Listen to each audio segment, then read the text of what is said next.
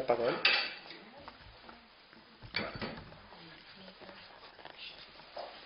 Alors, je vais vous parler un peu sur le Shabbat. Et donc, pour l'introduire, je vais vous raconter une histoire, qui plus qu'une histoire est en fait une parabole. On raconte une fois, il y avait un homme qui s'appelait Nissim, et qui est parti au loin pour son travail probablement, et qui est resté très très longtemps loin de sa famille, au point qu'il était très très avide d'avoir des nouvelles de sa famille, parce que c'est une époque où il n'y avait pas les facilités de communication qu'on a actuellement. Et chaque fois, il priait à Kadesh Baruch Hu, et si je pouvais avoir des nouvelles, et si je pouvais avoir des nouvelles de ma famille. Et puis un jour, il était à l'auberge, en train de déjeuner, avant son petit déjeuner. Il a vu arriver un homme avec des vêtements tout râpés, tout usés. Et au bonheur, il a reconnu le mendiant de son village. Alors il s'est précipité vers lui, comme c'était un grand ami. Il l'a fait asseoir à sa table, il lui a offert le petit déjeuner, rien que pour qu'il lui parle un petit peu du village, de sa famille, de sa femme, de ses enfants. Et il lui a posé des tonnes de questions. Alors l'homme, au bout d'un certain temps, il lui a dit Reb Nissim, je te parlerai encore un peu, mais laisse-moi profiter un peu de la tasse de café et puis des bons petits pains que tu m'as donnés. Et l'autre, il l'a laissé en disant quand même, je suis égoïste. Et puis de nouveau, il a commencé à lui poser plein de questions, ma femme, mes enfants, le mélamède, comment l'ambiance du village. Et l'autre, après, à un moment, il a parlé beaucoup, puis petit à petit, ça a commencé à se tarir un petit peu ses questions. Puis finalement, il a dit, écoutez, je suis venu ici pour aller chercher de l'argent.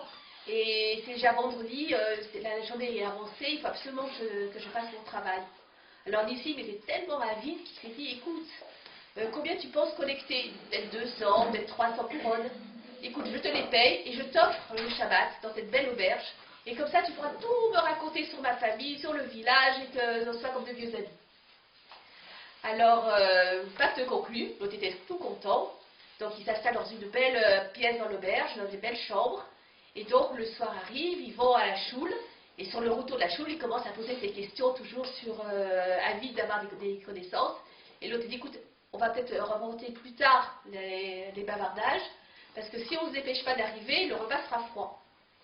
Donc il se dit, bon, il a peut-être raison, donc ils arrivent, ils font Shalom Aleichem, ils font Eshet Raïl, ils font le Kiddush, ils font Motzi, ils s'installent. Et là, le mendiant, il voit une soupe qu'il n'avait jamais mangée depuis tellement longtemps. Il commence à manger la soupe, il commence à lui poser des questions, mais l'autre est tellement absorbé par la soupe qu'il voit que c'est impossible de lui poser la moindre question. Et puis quand il a fini sa soupe, il s'est dit, bon, ça y est, je vais pouvoir poser des questions. Et qu'est-ce que vous ne voit pas? Le mendiant qui se resserre une deuxième assiette de soupe. Et puis qui ne pense qu'à manger, impossible de lui poser la même question. Il dit, c'est pas un problème. Après le repas, on va s'asseoir calmement et il va poser mes questions. Je vais quand même offrir le Shabbat pour ça. Et donc, quand il a fini de manger, il a mangé à peu près pour 10, ils vont s'asseoir dans un beau salon, et à ce moment-là, les yeux de ce mendiant deviennent très lourds, et il s'endort.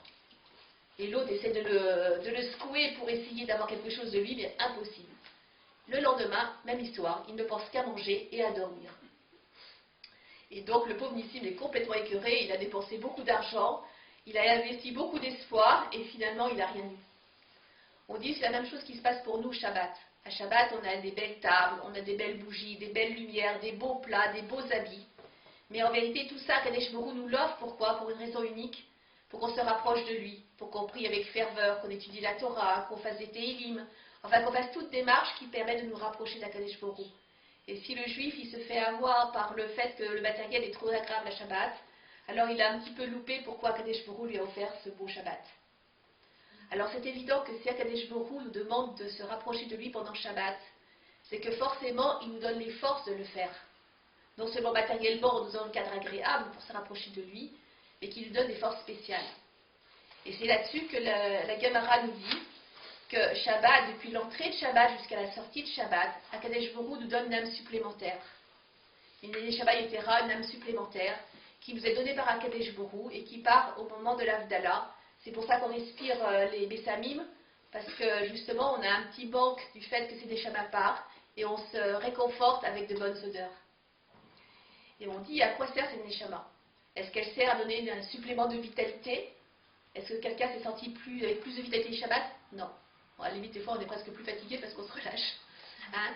Donc en vérité, non, il n'y a pas de supplément de vitalité qui est dû à cette Neshama. Alors à quoi elle sert? Qu'est-ce qu'elle nous apporte? Alors pour comprendre ça, il faut comprendre comment est faite l'âme de l'homme. L'âme d'un juif est faite de 5 parties.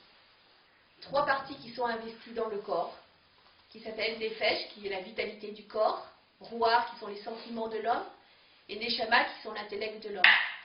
Ça, c'est les 3 parties qui sont investies dans son corps. Et puis, il y a des parties de l'âme qui sont plutôt englobantes et qui sont près de Kadesh Borou, et qui sont appelées Raya et Yerida, qui sont des parties de l'âme qui sont l'essence de l'âme, qui sont beaucoup plus hautes et qui s'investissent dans le corps qu'à des moments très très particuliers. La partie la plus haute s'appelle Yerida, l'unique. Hein, elle est complètement l'essence de cette âme, elle est près d'Akadesh Borou. Et c'est elle qui nous donne la foi en Akadesh Borou, l'amour en Hachem et la possibilité de faire Messirut Nefesh, de faire qu'elle a la possibilité de pouvoir donner notre vie pour Akadesh Borou. Parce que cette âme, comme elle est près d'Hachem, elle voit Hachem, donc elle sait que Dieu il est là, qu'il existe. Et ça donne cette foi très forte que nous avons. Comme on dit, les Juifs sont des croyants, fils de croyants. Et pourquoi? Parce qu'ils ont cette partie de l'âme qui est propre aux Juifs. Et donc, qu'est-ce qui se passe? C'est que Shabbat, il y a ce dévoilement de cette partie de l'âme qui se dévoile que pendant Shabbat. Il y a d'autres occasions où ça peut se dévoiler également. En tout cas, c'est cette âme supplémentaire, c'est cette partie de l'âme qui normalement ne se dévoile pas, qui se dévoile tous les Shabbats. Alors, si on peut résumer très globalement, la Kadesh Borou, il y a 2 manières d'aimer la Kadesh Borou. Il y a la manière d'aimer Hachem qui est des jours de la semaine. Il y a la manière d'aimer Hachem qui est le jour de Shabbat. Le jour de la semaine, la possibilité qu'a l'homme d'aimer Akadesh Borou, ça vient de sa réflexion. Quand un homme réfléchit, comme dans le schéma Israël, Shema Israël, Hachem Elokeinu, Hachem Echad, Dieu est un. Ça veut dire quoi que Dieu est un? Vous avez un peu des notions de tout ça? Que Dieu est un, qu'est-ce que ça veut dire? Il est entier. Hachem est un, ça veut dire qu'il englobe tout le monde. Oui, précisément. Nous, il comprend Hachem, le ciel et la terre. Et il est le début et la fin, ça veut dire. Oui, dans le concret. Dans le concret. Moi, je dirais autrement. Je dirais d'abord le chiffre 1, tout bête. On n'a qu'un seul Dieu. Oui, ça c'est basique à la base, et c'est vrai. Le Le Dieu, il n'y a pas d'autre Dieu, ça, La on est deuxième d'accord. chose, c'est un tout. C'est-à-dire qu'il renforce tout et il renferme toutes les forces en une seule. Ça veut dire qu'il est force de vie, force de mort, force de création, force de destruction. Il est toutes les forces qui donnent la pluie, qui donnent la richesse, qui donnent la fécondité, etc. C'est juste. Quelqu'un peut aller encore un peu plus loin? Par rapport à quoi vous voulez Quand tu dis Hachem et Echad, quand tu fais le schéma Israël, tu dis Hachem et un, qu'est-ce que tu dois avoir dans ta pensée à ce moment-là? Alors, bien sûr qu'il n'y en a pas d'autre. le joug d'Hachem, en fait. On accepte que tout est dirigé par lui et on fait descendre notre acceptation, on la porte envers Hachem en disant voilà, c'est toi, il n'y a personne d'autre. D'accord. Alors, il faut finir en disant Hachem et Echad. Il faut bien insister sur le ciel et la terre et les quatre vraiment. On est d'accord? Alors, en fait, quand on dit que Dieu est un, donc, première notion, il n'y a pas d'autre Dieu. Deuxième notion, Dieu est à l'origine de la création du monde, et de toutes les forces qui existent. Et la troisième chose, c'est en vérité que Dieu est un, c'est-à-dire que Dieu est l'existence unique. Ça veut dire quoi, concrètement? Parce qu'il faudrait faire le concret, pas dans les mots. Ça veut dire que dans chaque chose qui est dans cette pièce, nous y compris, on ne vit que parce qu'il y a une étincelle de Dieu qui nous fait vivre. Dans chaque chose, la table, la chaise, tout, il y a l'étincelle de Dieu qui nous fait vivre. On ôte l'étincelle une seule seconde, le monde retourne au néant. Donc en vérité, la vraie existence, une existence, c'est quelqu'un qui ne dépend de rien d'autre que de lui-même. La vraie existence, c'est Akadesh Borou, parce que même nous-mêmes, on est dépendants d'Hachem. Donc on a une existence conditionnelle à Akadesh Borou. Si Dieu veut nous faire vivre, on vit, mais on n'a pas d'existence propre au sens où on est dépendant d'Hachem. Seul qui n'est pas dépendant d'Akadesh Borou, c'est lui-même. Donc quand on dit que Hachem est un, ça veut dire qu'il n'y a rien d'autre dans la création que un, et que c'est que le voile de la nature qui fait qu'on croit qu'on existe, mais si on ôtait ce voile, on verrait que l'étincelle divine qui fait vivre chaque chose. D'accord? Donc c'est encore plus loin qu'il contrôle les forces, c'est vraiment qu'il est vraiment la création. D'accord? On dit que le tzaddik, quand il voit, vous savez, il y a beaucoup d'histoires de tzaddik, où le tzaddik, attends, je vais vous raconter une histoire. Il y avait un rabbi de Betitchov qui un jour a demandé du lait, il faisait un cours. Et il a demandé du lait. On lui a apporté un verre de lait et il n'a pas touché. Il a réclamé un verre de lait, on lui a rapporté un deuxième verre de lait, il n'a de nouveau pas touché. Et la troisième fois, on lui a apporté un verre de lait, il a fait la bracha, il a bu. Alors les disciples, ils se sont un petit peu étonnés en disant mais pourquoi est-ce qu'il n'a pas bu les deux verres de lait et le troisième, il l'a bu? Ils ont été voir le tzaddik, ils lui ont dit mais pourquoi vous avez bu ce verre de lait et pas les deux autres? Il a dit quel verre de lait? Donc il n'avait même pas bu les deux premiers verres de lait. Après vérification, c'était du lait non chameau, ils se sont trompés, il y avait du lait non chameau qui était rentré dans la cuisine. Donc l'étincelle qui cherchait, l'étincelle qui faisait vivre ce lait, c'était pas la bonne étincelle, donc il ne l'a pas vu, il n'a pas fait attention. C'est-à-dire que pour le tzaddik, il ne voyait que l'étincelle divine qui est à l'intérieur de chaque chose et pas la chose en elle-même. D'accord? Pour nous, on vit dans ce monde et on sait que Dieu est là-haut. Le tzaddik, il voit Hachem en haut et il a beaucoup de mal de voir la création en bas. Il a beaucoup de mal de ne pas voir autre chose que le divin et de voir le matériel. Alors que nous, malheureusement, on le voit un petit peu trop. D'accord? Donc en fait, si on réfléchit très très profondément sur cette conception que Akadosh Baruch Hu est tout, que partout est Dieu, qu'il n'y a pas un espace qui est vide de Dieu, et que Dieu est à chaque millimètre de ce monde, alors évidemment, on crée en nous une forme d'amour, puisqu'en fait on se dira, mais comment faire autrement que s'attacher à l'existence d'Akadosh Baruch Hu? Et si on va encore un peu plus loin, on peut réfléchir qu'Akadosh Baruch Hu, dans son essence, en vérité, est très détaché du monde. Ce qu'il nous envoie, c'est simplement sa shrina, sa présence divine, la parole divine qui crée ce monde. Donc c'est même pas lui-même qui investit dans ce monde, mais simplement une émanation de lui, si on peut dire ainsi. Hein, ce qu'on appelle la parole divine qui crée ce monde à chaque instant. Et c'est pourquoi qu'on dit Oh Shem Kivon Makotolia Bael, que soit béni son règne à jamais, puisque c'est l'attribut justement de royauté qui fait vivre ce monde. Et si on réfléchit profondément à cette chose-là, alors on ne devrait avoir qu'une envie, c'est de s'inclure dans Akadosh Baruch Hu et de se rapprocher constamment de cette existence de vie. Alors on dit qu'en vérité, pour arriver à dégager cet amour dont je vous ai parlé d'adieu, c'est-à-dire vraiment aimer Dieu, parce qu'on dit qu'on aime Dieu, mais des fois ça reste des mots, il faut que la chose elle rentre dans le cœur. Hein, dire qu'on aime quelqu'un et l'aimer vraiment, des fois il y a un petit décalage. On dit qu'il faut vraiment profondément réfléchir constamment à cet ignal, que quand on marche, quand on vit, de toujours penser que Dieu est partout, Dieu est là, Dieu est présent. Et c'est que quand on aura vraiment été très profond dans cette pensée qu'on pourra vraiment aimer Dieu. Là, il disait que souvent on a des grands érudits qui peuvent connaître parfaitement la grandeur d'Hachem, mais parce qu'ils n'ont pas été au bout de leur réflexion, en vérité, ils ont simplement la connaissance, mais pas avoir arrivé à fixer dans leur cœur cette unité. En fait, ils ont un sentiment qui ressemble à l'amour, mais qui n'est pas vraiment de l'amour. Faites attention, souvent on dit qu'on aime, mais est-ce qu'on aime vraiment? Et pour arriver à aimer vraiment, il faut beaucoup réfléchir pour qu'à chaque instant, on vive avec cette réalité. Et on dit qu'à ce moment-là, quand quelqu'un vit avec cette réalité que Dieu est partout, Dieu est tout, Dieu crée tout, Dieu est l'essence même de la vie, alors petit à petit, notre comportement va changer, notre manière de vivre va être changée. Parce que si on est vraiment conscient qu'on est partout, présent, alors on peut éventuellement, forcément changer notre comportement. D'accord? Il y avait une fois le Reb Israël, le Maguide de Cosmic, je ne sais pas si vous connaissez, c'est un grand rabbin hassidique, qui s'est arrivé dans la ville de Haftar. Et ils lui ont demandé, est-ce que vous pouvez faire un discours dans la choule? Il a dit, à quoi ça sert? La dernière, je suis passée, j'ai fait un grand discours, est-ce qu'une seule personne a évolué à cause de ce discours? Grand silence dans l'assemblée. Et puis à un moment, il y a un petit cordonnier qui a levé le doigt en disant, c'est pas vrai, moi j'ai entendu votre discours, et qu'il fallait avoir constamment Dieu devant lui. Et depuis, quand je travaille, partout où je vais, et je vois Dieu comme un feu noir sur un feu blanc, et toujours je suis plein de peur, de crainte, parce que Dieu est constamment devant moi. Quand le Rabbi Kostik, il a entendu cette histoire, il a dit, alors je ferai le discours. Et il a fait le discours, et ça a beaucoup touché les gens. Donc il faut arriver vraiment à cette réalité d'avoir constamment Dieu devant nous, et de vivre avec Dieu constamment. Et c'est là ce qu'on appelle l'amour que nous, on peut atteindre pendant les jours de rôle, pendant les jours de la semaine, c'est déjà un amour pas mal, mais comme vous avez vu, qui est conditionnel, c'est-à-dire ça dépend de notre réflexion, de notre possibilité de nous approfondir, et puis aussi peut-être du niveau de chacun. Hein, donc c'est un amour qui est limité, même s'il peut être relativement avancé.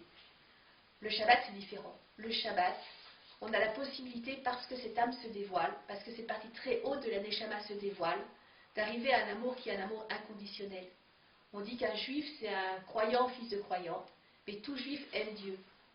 Hein, comme on disait, c'est ça, il disait, un juif peut vivre avec Dieu, il peut vivre contre Dieu, mais il ne peut pas vivre sans Dieu. D'accord? C'est-à-dire que le juif, il aime Dieu, même s'il est en colère contre lui, il aime Dieu. Hein, il aime Dieu, et ça vient de sa neshama. C'est quelque chose qui n'est pas conditionnel, c'est quelque chose qui est au-delà de l'intellect. Hein, il aime Dieu parce que dans son essence, c'est inscrit comme ça que le juif, il aime Dieu. Par exemple, les choses qui sont inscrites dans notre essence, c'est par exemple l'instinct de vie. Pour vous donner un exemple, quelqu'un des fois il vit des choses affreuses toute sa vie, et malgré tout il a envie de vivre. Pourquoi? C'est pas parce que rien, l'instinct de vie est inscrit dans notre âme. Hein, Dieu a inscrit des choses dans notre âme, et ça, il n'y a pas de réflexion là-dessus. Même la personne qui a la vie la plus affreuse, elle a quand même cet instinct de vie. Pourquoi? Parce que c'est inscrit. De la même manière, le juif a l'amour d'Akadesh Borou, profondément inscrit en lui, parce que justement à cause de cette âme qui vit carrément en symbiose avec Akadesh Borou là-haut, et donc il aime Akadesh Borou, et c'est un amour inconditionnel, qui n'est pas du tout sujet à la réflexion ou en fonction de sa réflexion. C'est un amour qui est essentiel. Et quand pendant Shabbat ça se dévoile, alors le juif a cette possibilité de, pendant Shabbat, de s'unir profondément à Akadesh Borou.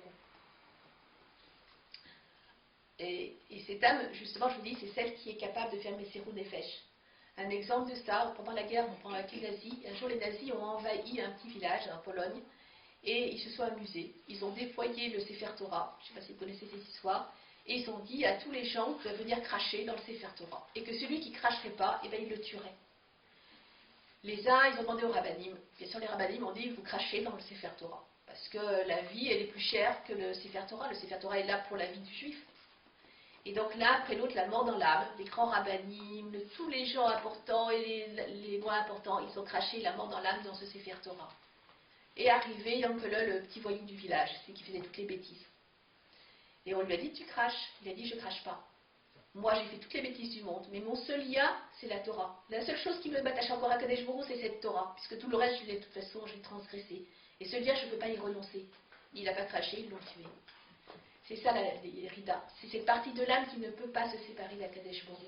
Cet homme, il tenait que par ce petit bout à Hachem. Il ne voulait pas s'en séparer. Ceux qui avaient la Torah, les mitzvot, toutes les bonnes actions, eux, ils pouvaient se permettre cette petite distance, mais pas lui. Et ça vient de l'Irida de l'âme. C'est une partie très profonde en nous qui fait qu'on ne veut pas, qu'on ne peut pas se séparer d'Akadesh Borou. D'accord? Et quand ça se dévoile, alors on a un grand amour qui peut se dévoiler par Akadesh Borou. La seule chose, c'est que pour cet amour se dévoile, il faut un kéli, il faut un réceptacle. Et ce réceptacle, c'est cet amour que nous, on a formé pendant toute la semaine. Si pendant toute la semaine, on était présent avec Akadesh Borou par notre réflexion, alors c'est le kéli adéquat pour que cet amour se dévoile. Maintenant, si ce kéli, on ne l'a pas fait, la irida se dévoile, bien sûr qu'elle se dévoile, et cet amour avec, il n'y a pas le réceptacle pour le recevoir. Donc dans le meilleur des cas, on aura quand même un sentiment très particulier pendant Shabbat, mais ce sentiment, comme il n'a pas de kéli, il ne pourra pas avoir une influence sur nous. Ce sera juste un sentiment très beau qu'on va avoir pendant la tfila ou pendant un moment de Shabbat, mais il ne pourra pas rentrer en nous et nous modifier, nous transformer. Pourquoi? Et avoir un impact sur nous dans le concret, parce qu'il n'a pas de réceptacle. Et ce réceptacle, il faut savoir qu'on le commence pendant la semaine. Pendant tous les jours de la semaine, on travaille justement sur cet amour d'Akadesh Borou. Alors la question qui se pose maintenant, c'est pourquoi le Shabbat, elle se dévoile et pas notre jour? Pourquoi cette Irida, elle se dévoile juste le Shabbat? Qu'est-ce qu'il y a de spécial le Shabbat? Bien sûr, Shabbat c'est Shabbat, mais qu'est-ce qu'il y a de spécial pour que concrètement ça se passe? Est-ce qu'il y a quelqu'un qui a une petite idée? Pourquoi Shabbat spécialement? Parce qu'on est détaché du matériel. Donc logiquement, on devrait ne avoir aucune barrière, je dirais. Alors là, c'est un kéli, attention, puisque c'est un dévoilement qui se fait de là-haut. Hein, c'est un don d'Akadesh Borou de dévoiler cette partie de là. Nous, on prépare le travail avec oui, mais comme le matériel nous fausse quand même toutes nos valeurs, quoi. Donc c'est comme si on était voilé, donc si on avait des voiles tout au-dessus de nous, et le fait effectivement de travailler, comme vous dites, la semaine sur ça, la Yerida, elle est un petit peu dévoilée, comme une mariée qui se dévoile devant son mari, et là on est capable de exact. Alors c'est vrai que ce que tu dis, tu as raison, parce que c'est vrai que, pas par rapport à cet amour qui se dévoile, mais par rapport au réceptacle.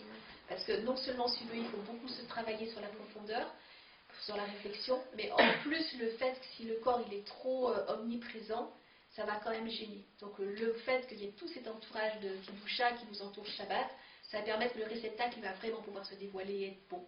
Mais on est au niveau du réceptacle. Hein. Le don il vient d'en haut, et pourquoi? Alors Shabbat, vous savez que c'est le jour du repos. Hein. Akadesh Borou s'est reposé. Or Akadesh Borou il a créé le monde par la parole. D'accord? Il l'a créé avec une force qui est très extérieure à lui. Ok? Quel repos il a besoin? C'est fatigant de parler? Si on parle trop peut-être, mais 10 paroles c'est pas tant que ça. D'accord? Donc pourquoi est-ce qu'en vérité on dit que Dieu s'est reposé? Et parce qu'il s'est reposé, alors il y a une lumière qui a pu se dévoiler, et cette lumière a éclairé le monde et a éclairé le juif jusqu'à ce que des Shabbats se dévoilent. D'accord? Pour comprendre ça, il faut comprendre ce qui se passe quand un homme travaille. Quand mettons vous faites un travail. Donc, ici il y a des gens qui travaillent à la crèche, donc on va prendre l'exemple de la crèche. quand quelqu'un s'occupe d'un enfant, il va mettre toutes ses forces, son énergie, son émotionnel pour s'occuper bien des enfants. N'empêche que quand il fait ça, il y a toute une partie de lui-même qui fait abstraction. Hein, c'est sa force d'acte pour toucher un enfant, c'est sa force de compassion par rapport à l'enfant, c'est son intellect par rapport à l'enfant. Tout ce qu'il va faire, c'est par rapport à l'enfant. Mais lui-même, il est beaucoup plus que ça. Hein, la puéricultrice qui s'occupe est beaucoup plus que toutes ses forces qu'elle met. Donc en vérité, quand elle va s'arrêter de travailler, en vérité, toutes ces forces qu'elle investit, son émotionnel, son action, son intellect, vont réintégrer en fait sa personnalité et elle va redevenir, si je peux dire, elle-même. C'est pour ça que le plaisir qu'a une personne de son travail, c'est quand elle a terminé. Quand elle redevient elle-même, c'est-à-dire que toutes ses forces émotionnelles, intellectuelles et d'actes réintègrent sa source, et si je peux en dire, elle revient toute elle-même, qu'en vérité, elle peut apprécier tout le travail qu'elle a fait. En disant, aujourd'hui j'ai bien travaillé, je me suis bien occupée, j'ai bien géré. Au moment même de l'action, c'est juste l'émanation d'elle-même qu'elle projette sur son travail, et elle a un plaisir, mais il ne peut être que partiel. D'accord? Donc quand est-ce qu'on revient à son essence? C'est quand on arrête de travailler, c'est le repos. Le repos, c'est réintégrer toutes ses forces. Hein, être capable de réintégrer sur ses forces pour éventuellement les réinvestir ailleurs. Hein, mais c'est réintégrer ses forces. On retourne à son essence. Au niveau d'Akadesh Borou, c'est la même chose. Pendant toute la semaine, Akadesh Borou, il envoie ses forces divines pour créer le monde. Hein, c'est comme le ministre de la Santé, le ministre de... Là, il a plusieurs ministres qui créent le monde. D'accord? Ça s'appelle des sphérotes, c'est des forces divines. Et c'est par ça qu'il crée le monde avec la plus inférieure qui s'appelle Malrout, qui est la parole divine. Maintenant, le jour de Shabbat, il s'est reposé lui aussi. C'est-à-dire que toutes ces forces, il les a réintégrées dans son essence. Toutes ces forces qui sont relativement basses, puisque c'est que des émanations, il les a réintégrées. Ça veut dire quoi? Ça veut dire qu'au moment où Shabbat arrive, comme Dieu redevient dans son essence, le monde ne brille plus avec les forces divines d'Akadesh Borou, mais par Hachem lui-même. C'est-à-dire que quand on est à Shabbat, il faut savoir que la lumière qui éclaire ce monde, qui fait vivre ce monde, c'est une lumière excessivement haute qui vient de l'essence même d'Akadesh Borou, et pas de ses attributs. Il faut savoir que la doucha de Shabbat, c'est quelque chose d'inimaginable. C'est comme tu dis, on a malheureusement souvent un voile devant les yeux. Il faut savoir que c'est, entre guillemets, Dieu lui-même qui fait vivre le monde Shabbat, alors que le reste de la semaine, c'est seulement ses attributs. D'accord? Et quand cette grande lumière se dévoile, c'est la lumière de la volonté et du plaisir d'Akadesh Borou. Et ça va éclairer l'âme de le juif, qui elle-même va briller elle-même et pouvoir dévoiler ce haut niveau également qui est la guérida. D'accord? Qui est la partie la plus haute de l'âme, parce que justement, c'est une lumière excessivement haute. Je regarde si j'ai rien oublié. Alors maintenant, qu'est-ce qui se passe? C'est que quand cette Neshama va briller, alors si nous, on a fait le travail qu'il fallait, ou pendant Shabbat, ou pendant le semaine roll, de vraiment avoir cette réflexion sur l'unité d'Akadesh Borou, alors on pourra ressentir pendant la prière, pendant des moments où on peut vraiment se consacrer à Dieu, ce grand amour à Akadesh Borou, c'est-à-dire un élan vraiment vers Akadesh Borou. Mais il faut faire le travail, c'est un problème, souvent on se laisse vivre pendant Shabbat et on n'a pas ce travail. Mais si vraiment on le fait, alors on pourra éprouver ce grand amour pour Akadesh Borou. Donc je vous dis, si on ne l'a pas fait, on peut ressentir des choses, c'est clair, mais ce n'est pas le même impact. Maintenant, quand un juif travaille comme il faut pendant toute la semaine, au Shabbat, il va pouvoir comme ça éprouver des sentiments très forts pour Hachem. Alors ça va retentir sur les jours de la semaine. C'est un cercle. Les 6 jours préparent le Shabbat, et le Shabbat, il va éclairer les 6 jours qui vont eux-mêmes éclairer le Shabbat suivant. D'accord? Donc à partir de ce moment-là, quand un juif, il a bien fait son travail pendant Shabbat, à la fois matériellement et spirituellement, alors à ce moment-là, il va avoir un éclairage de ce Shabbat qui va pouvoir retentir des moments de la prière. Hein, normalement, une femme juive, elle devrait faire au moins une prière par jour, si elle peut. Et au moment où elle fait la prière, on dit que les prières, c'est comme une échelle qui est plantée dans le ciel et qui est accrochée au ciel. Et quand un juif, il va attendre de tout son âme à s'accrocher à Kadesh Borou pendant la prière, avoir le désir de s'attacher à Hachem, alors à ce moment-là, en cadeau, on va lui donner un petit peu de cet amour très profond qui est au-dessus de la raison qu'on a eu pendant Shabbat. Et si vraiment on a fait ce travail, c'est pour ça que la semaine, la prière peut être appelée Shabbat. C'est une façon de la prière quand on a vraiment fait le bon travail et que vraiment on a fait. La prière a deux aspects. Il y a la prière qui est pour s'attacher à Kadesh Borou, où on dit qu'on désire de toutes nos forces quelque chose qui est très haut et qu'on a envie de grimper l'échelle pour pouvoir rejoindre la Kadesh Borou. Et puis il y a une deuxième partie de la prière qui demande. Hein, donc ces deux choses-là, elles sont toutes les deux très importantes, elles sont à des moments différents dans dans l'Amida. Quand on est dans l'Amida, en vérité, on devrait vraiment s'élancer vers Akadosh Baruch Hu de notre amour. À la fin de l'Amida, il y a une partie qui est faite justement pour pouvoir demander à Akadosh Baruch Hu en formulant par la bouche nos besoins. Et on dit que quand on fait ce travail, alors on peut attirer un peu cette lumière. Et c'est le juif qui attire cette lumière en lui pendant le Shabbat. Alors c'est sûr que ça va forcément le transformer et que toute sa semaine elle sera complètement différente avec un éclairage de Shabbat qui permettra de préparer mieux le Shabbat suivant.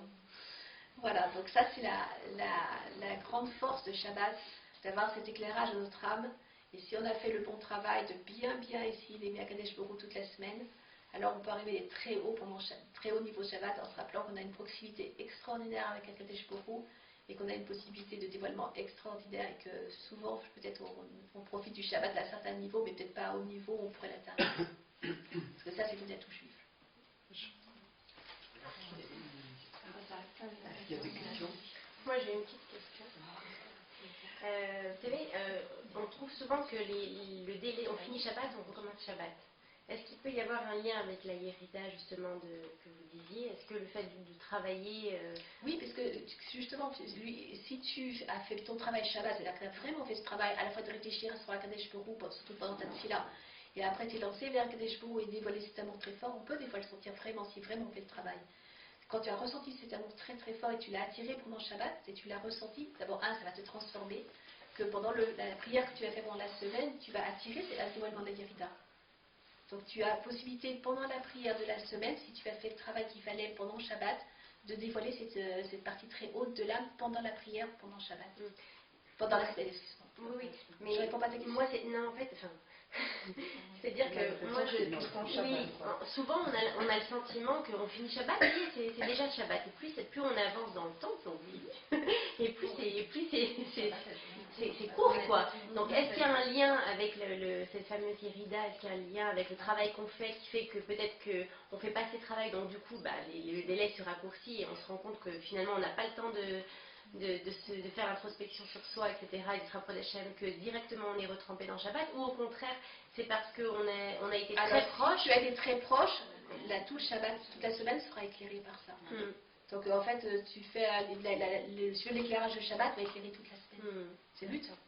Donc en fait, c'est vrai, ce que tu dis, on prépare, on a cet éclairage de Shabbat dans la tête qui nous prépare de mieux encore préparer le Shabbat, qui sera présent, qui nous permettra, enfin ça peut être une ascension non-stop.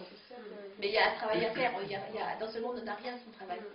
Mais on le fait un petit peu quand on fait le schéma le soir, quand on fait la prière. Normalement, on devrait le faire. Effectivement, le schéma Israël devrait être un moment de réflexion, mais souvent, le tout c'est d'arriver à s'arrêter. C'est comme tu dis, ça va très vite, il va très vite. Et je pense que c'est très important d'arriver à s'arrêter 2 minutes pour avoir une réflexion, au moins sur ce qu'on dit, mais c'est pas toujours facile. C'est un vrai travail, c'est un vrai effort et c'est une vraie volonté de le faire. Et quel est l'intérêt pour la personne justement, que se dévoile en lui, ou en elle, ce degré de cette âme qu'on appelle l'Yérida? Je pose l'exemple parce que lorsqu'on l'a ressenti, après on peut retomber dans un état inférieur à cet état-là. Non, si tu as vraiment ressenti ce lien très fort avec Akadosh Baruch Hu et cet amour très profond, et tu l'as fait avec le bon réceptacle. Encore une fois, le réceptacle est très important. C'est-à-dire que tu avais vraiment travaillé pour obtenir cet amour dévoilé, et tu l'as dévoilé en toi. Alors à ce moment-là, si tu veux, ça va entrer une transformation en toi. Ça va te permettre de travailler mieux tes méthodes, d'arriver à prier de plus en plus mieux. Tu sais, c'est comme quand tu as connu un grand amour avec quelqu'un, tu veux entretenir cet amour. Donc tu as des comportements, même entre un homme et une femme, si leur amour est très fort, ils vont essayer d'arranger leur méthode, d'être toujours de plus en plus gentil pour entretenir cet amour et peut-être le faire encore plus grand. Tu es d'accord? Alors que quand on ne connaît pas assez cette affection, alors finalement, on est à côté de nous, mais on ne s'investit pas dans toutes ses forces. Et justement, l'important, c'est de ressentir cet amour une fois pour toutes, et après de l'entretenir Shabbat après Shabbat, mais c'est un effort redoublé. C'est vrai que chaque fois, on peut monter le niveau comme on peut dire que c'est un intérêt existentiel. Tout à fait. C'est-à-dire que tu prends une dimension à ta vie. C'est un but dans la vie d'un homme. Oui, tout à fait. Mais on ressent un petit peu ce que vous disiez. Quand on lit Rachab, quand on lit les Tehillim, on a quand même un élan, un apaisement de notre âme. On le sent, on est... oui, si tu vraiment tu l'as vécu un petit peu, bon, c'est peut-être, c'est un extrait, mais c'est peut-être... Il y a plein de moments où tu peux avoir un éclairage. Regarde, le Rabbi Rachab disait, tout le service et tous les efforts des serviteurs de Dieu pendant la prière, il atteint l'amour.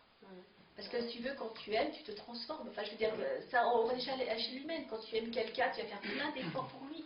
Donc, qu'est-ce que c'est faire des efforts pour un Kadesh Borou? C'est avoir des bonnes méthodes, c'est faire des mitzvot, c'est étudier la Torah, c'est avoir des bons comportements.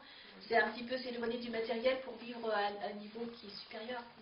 Mais ça, c'est bien ce que vous dites, mais nous, les mamans, on a nos enfants, nos maris vont à la choule, mais on a quand même aussi les bébés. Et souvent, c'est difficile bon, d'accord, on peut trouver toujours des petits moments, mais je veux dire, comment on est nous jugés du coup? Parce qu'on a des temps beaucoup plus courts de prière vis-à-vis d'Hachem. Tu ne crois pas qu'au contraire, que quand tu fais vivre un enfant, tu as Kadesh Borou? Oui, mais pour atteindre cette guérida-là, on ne peut pas et s'occuper d'un bébé et ressentir... au contraire, c'est encore plus facile pour toi. Parce que quand tu vois un enfant, c'est tellement merveilleux un enfant, c'est tellement bon, qu'à chaque moment tu peux dire c'est un Kadesh Borou, c'est un Kadesh Borou. Donc à chaque instant, tu peux introduire un Dieu dedans. Une femme, elle a justement... tu as la possibilité de voir quand les choses arrivent dans ta vie. Oui, donc ce que je veux dire, c'est pas forcément par la prière, quoi. Non, mais dans tu essaies de faire une prière avant Shabbat, ça c'est une bonne chose. Oui, non. Mais la semaine, tu as 10 manières de voir que des choses dans ta vie. On te demande juste, regarde à chaque instant tout ce qui t'arrive, c'est Hachem. Tu sais, dans les Télim, il y a une phrase très jolie qui te dit que quand tu demandes Hachem, il faut demander avec la bouche. Et quand on le demande à la bouche, c'est incroyable. Moi, je sais quand je regarde, je me dis, il y en a marre, je tourne dedans parce que je suis dans un quartier infernal. Tu sais, je suis dans le second, je tourne 1000 ans. À la fin, je dis que des chevaux, je t'en supplie, j'en peux plus. On finit la phrase. Tu finis la phrase, tu trouves. Et chaque fois, il faut que j'aille tous les jours. Et à la fois, chaque fois, je me dis, pourquoi il faut que je trouve 1 heure pour demander, pourquoi je ne demande pas la première ligne? Et quand tu demandes la première ligne, ça marche, mais tu as quand même tout ce processus de... C'est terrible de devoir attendre 1 heure en désespoir de cause alors que tu peux faire des... Et ça marche, donc il y a plein de choses où la femme, elle prononce avec la bouche et elle voit Hachem, donc tu as presque plus que l'homme la possibilité. En plus, la femme, elle est plus proche de Kadesh Borou. Donc tu as 1000 possibilités de voir à chaque instant un Kadesh Borou avec toi. Et si tu as fait tout ce travail dans des choses, aimer ton enfant, c'est une mythe. Je veux dire, faire à manger à ta maison, c'est une mitzvah. Donner une offre sacrale à ta maison, c'est une mitzvah. Pas faire le tri, ça veut dire dans tout. Dans tout, tu vois Kadesh Borou. Si tu as fait ce travail en tout, de voir Hachem. Tu sais, on dit, on se couple, on dit capara, ça y est, on peut enlever une faute. Dans chaque chose, tu peux mettre un Kadesh Borou, dans le bien et dans le mal. Oui ou non? Bien sûr. Si tu as fait tout ce travail de vivre constamment avec Hachem toute la semaine, sans offrir un livre de Torah, sans offrir un livre de Tfila, t'es bonne pour Shabbat. Si tu l'as fait dans cet esprit. Je voulais juste demander, quand vous faites la différence entre la semaine et le Shabbat, faire référence à cette petite phrase, tu aimeras l'Éternel de tout ton cœur et de toute ton âme. Alors ça, c'est ça, parce que quand tu es arrivé à penser à l'unité d'Akadesh Borou et que tu l'as vraiment intégré, et que tu as intégré que même tout intégré, alors on dit que tu vas attirer, tu vas aimer Akadesh Borou de tout ton cœur, et avec ton bon penchant, avec ton mauvais penchant. Alors le mauvais penchant, c'est quoi? C'est la partie de ton âme, c'est l'âme qui est en toi, qui est attirée vers le plaisir. L'âme animale, si tu veux, elle est attirée vers le plaisir, quel que soit le plaisir. D'accord? Alors, initialement, c'est manger, boire, tous les plaisirs du monde. Et quand tu l'éduques, elle peut vouloir seulement un Kadesh Borou. Ton plaisir, c'est peut-être venir à un cours. Ça peut être, tu vois, lire des Télim. Quand tu l'éduques, un enfant, tu n'as plus envie de jouer à la poupée, ça y est, tu t'es éduqué. Tu vois, on s'éduque. Donc, quand tu as eu un amour qui est très fort, alors tu peux éduquer l'âme à avoir envie que de Dieu. Et c'est ça qu'on dit, tu apprendras à aimer des deux côtés. C'est-à-dire que ta force de désir sera en Dieu. Et aimer de toute son âme, parce que Rabbi Akiva, justement, c'était le but de toute sa vie, et il a aimé toute son âme au moment où il est mort, en fait. Pour lui, il a atteint ce niveau-là. Lui, ce qu'il espérait, c'est mourir par Messirut Nefesh. C'est-à-dire justement par cette partie de l'âme qui est dévoilée, c'est de mourir par Messirut Nefesh. Et pour comprendre ce que c'est de mourir par Messirut Nefesh, il faut savoir que Rabbi Yosef Karo, il mourait d'envie de mourir par Messirut Nefesh. Et il n'a pas eu ce mérite, il a eu le mérite juste d'écrire le Shulchan Aruch. Mais qui a un niveau inférieur. Donc pour comprendre ce que c'est de faire. C'est pas évident, aimer de toute son âme, c'est la conclusion. La conclusion, c'est sûr qu'il est Vaveras, il y a 2 vaves. Tu sais, dans Vav, donc avec ton bon et ton mauvais côté. C'est-à-dire ton côté qui est bon et le côté qui, si tu veux, serait attiré par le monde. Et ce côté-là, tu vas le transformer par cet amour. Et ça, on le voit, quand tu aimes vraiment quelqu'un, tu peux dire, mais je m'en fiche, ça, je m'en fiche. Tu vois, c'est les choses matériellement. Ce qui est important pour moi, c'est de lui faire plaisir. Alors, comme tu fais un plaisir à Kadesh Borou, et ben, c'est être dans la doucha. Alors, tu peux apprendre à ton âme d'être dans la doucha. Quand je dis, on évolue, quand on voit bien dans notre vie. Au début, on peut aimer les billes, les poupées, et après, c'est on peut dire justement que le Shabbat, c'est aimer de toute son âme, puisqu'on a cette âme en plus. Encore une fois, ça correspond à un travail. Il faut avoir fait le Kéli, et quand tu as fait le Kéli, ça dévoile. Et là, bien sûr, tu aimeras. Mais quand on dit de toute ton âme, on est déjà au travail de la semaine. hein, où tu arrives à De juste toute façon, c'est une penser. roue, ça sert. C'est une roue. Une roue qui monte. L'échelle. Il y a d'autres questions?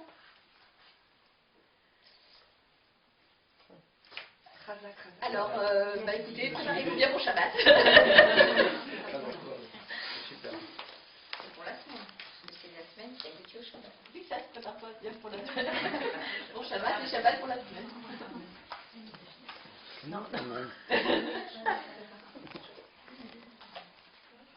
Pour retrouver le cours.